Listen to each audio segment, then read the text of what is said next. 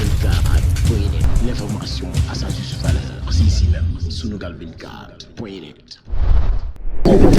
di ndokkeel président association bi nga xam ne moom mooy nouvelle prévention routière te Makhtar Faye jiite ko di remercier participants yëpp yi ñëw fii notamment la police, la gendarmerie, les forces armées, les sapeurs pompiers, le ministère des transports xam ne acteurs yëpp mobilisé wu nañ pour ñëw jëmmal ak wane dayo bi nga xam ne sécurité routière am na ko ci biir Sénégal. lii nag daf ñuy may ñun ñëpp ñu constaté ndoo li nga xam ne wax dëgg yàlla tiis la bu nekk 4554 accidents mooy am ci année bi accident yooyu su amee dina am lu mu tuuti gën néew 550 morts waxuma nag blessé yi ñi nga xam ne léeg-léeg dañ ciy jëre am ay laago ba faw ko loolu lu tiis la compagnie d'assurance bi wax na la déjà ñoom ci li ñu xayma accident bi dina jural ay perte lu toll ci 2 à 5% ci sunu produit intérieur brut donc loolu lu doy waar la ñun li ñu gis déjà mooy ñiy faatu ci accident ñu toll ci andil Sénégal seen xam-xam ak seen yitte pour Sénégal jëm ci kanam la soit ay élèves la ñu nekk wala ay étudiants wala ay enseignants wala ay ingénieurs wala ay avocats wala ay magistrats wala donc booy xool rek lu ci gën a métti koo xam ne dafa nekk ci diggu dooleem mooy faatu ci accident wala moo ciy gaañu parce que ñoom ñooy déplacé wu. donc loolu nag loo xam ne dañ ko war a xoolaat bu baax te li koy jur nag wax dëgg yàlla bu dee téeméer 90 yi comportement humain moo ko andi maanaam sàgganteefu nit moo koy andi ngay nelaw wala nga sonn di dawal wala nga jëfandikoo loo xam ne nii waroo ko jëfandikoo parce que da ngay tàggoog sa sago wala nga nekk daal di def looloo la neex ci oto yi gis naa ay vidéo yoo xam ne waa ji dafa mel ni ku nekk ci këram di doxantu ci saalam yor njaga njaay bu fees del surchargé di daw di wuti oto yi di daw di wuti nit ñi di daw di wuti kër yi loolu gis nañ ko ci vidéo gis nañ aussi surcharge yi nga xam ne mooy am ci camion yi di yàq pont yi di yàq tali yi loolu yëpp dañuy jàpp ne Sénégal tey toll na foo xam ne ku nekk da ngay jël Sénégal def ko sa moomeel xam ne li ngay bañal sa bopp moom nga war a bañal askan bi bañal ko say mbokk bañal ko say dëkkandoo te accident nag kenn du ci mucc chauffeur yi seen njaboot dañuy dugg si yeneen oto di dem ñun ñii suñuy njaboot dañuy dugg si yeneen oto du dem kon nag wax dëgg yàlla war nañu xam li jaadu ak lu jaaduwul parce que nit nag nit a def ci am solo kon loolu daal la ñu gëm ne semaine yi ñuy def di ci waxtaane tey bokk ci sensibilisation bu am solo ak formation bu am solo bu chauffeur si ak conducteurs yi war a am ba nga xam ne wax dëgg yàlla lii nag nga xam ne ñëpp a ngi koy jooy mu metti ñëpp chaque semaine léeg-léeg sax nga gis semaine yoo xam day mel ni dafa am rakkaaju ay 20 morts wala 15 morts dëgg yàlla nag ñu wàññi ko te lépp nag sàgganteef la nag dëgg yàlla ñuy woo nag imam yi ak église bi ak notabilité ak société civile ak toutes les parties prenantes les forces vives ñu mën a def lël waxtaanee li nga xam ne mooy sécurité routière wane yàqu-yàqu yu muy indi ci société bi ba pare nag jël nag ay matuwaay yoo xam ne wax dëgg yàlla buñ ci jógee police gendarmerie ministère de la justice forces armées ak ñun ministère bi dinañ taxaw nag temm ci dakkal nag li nga xam ne nag wax dëgg yàlla buñ ci dugalee suñu loxo dëgg-dëgg def ko suñu yitte dina dakk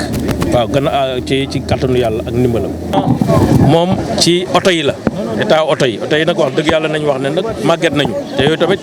lu ñu war a waxtaanee la pour jël ci ay matuwaay 3% moom la statistiques yi wane ne façon tali bi ak ni ñuy defaree tali bi ak état wu tali bi mooy indi accident loolu nag wax naa ne état bi def na ci ay efforts yu am solo parce que 1756 kilomètres yoon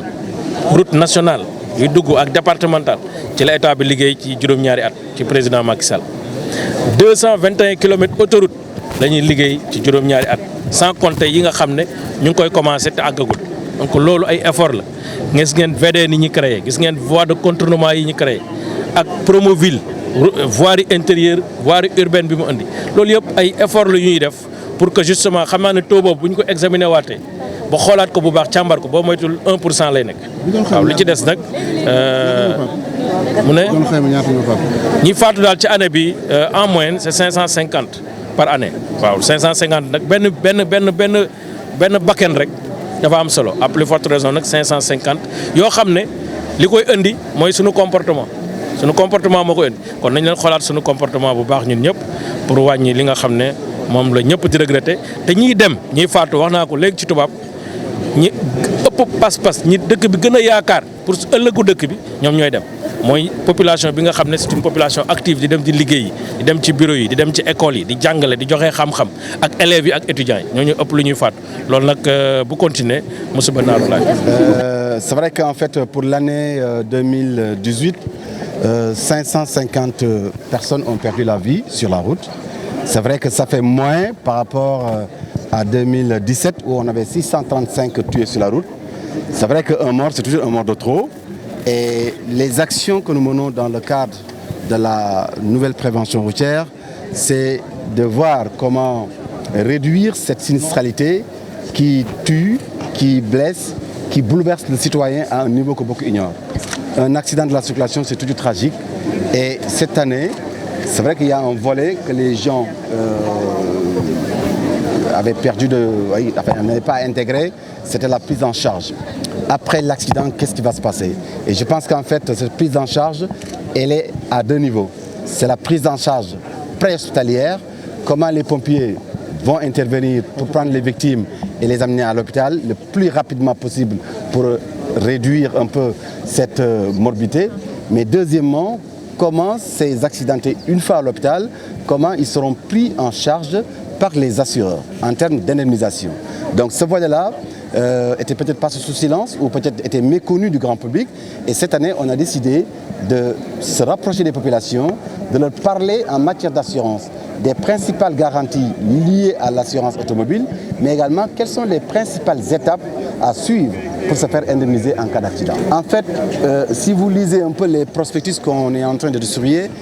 on a mis un peu les différentes étapes, parce que souvent les victimes se présentent pour dire que moi j'étais assuré, je dois être indemnisé. Ça ne se passe pas comme ça. Il y a un processus. Il faut faire le constat, il faut que l'assureur essaie de commettre un expert. Il faut aussi, bien entendu, qu'on essaie de voir situer les niveaux de responsabilité avant, bien entendu, de procéder à une indemnisation. Donc l'indemnisation n'est pas automatique. Donc tout dépend de la situation, donc de l'accident, mais également de l'auteur aussi de l'accident. Donc si vous lisez un peu les prospectus, vous verrez, en fait, il y a un flot d'informations que les gens pourront s'approprier pour expliquer aux populations comment s'y prendre pour se faire indemniser. Au niveau des zones accidentogènes, c'est vrai que c'est l'axe Khordaba, c'est la route nationale numéro 1, l'axe Khordaba, Pout et Thiès à Lopkagne. Et l'autre axe, c'est la route nationale menant également vers Touba, et donc surtout entre Khombol et Diourbel. Et l'autre axe, bien entendu, c'est l'axe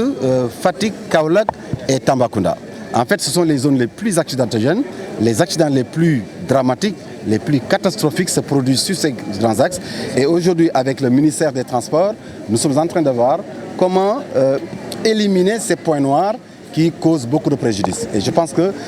d'ici peut-être la fin de l'année, il y a beaucoup de zones d'ombre, zones noires qui seront soignées. Et je pense qu'en fait, ça tout simplement pour le bonheur des automobilistes. L'information à sa juste valeur, c'est ici même, Sunugal 24.net.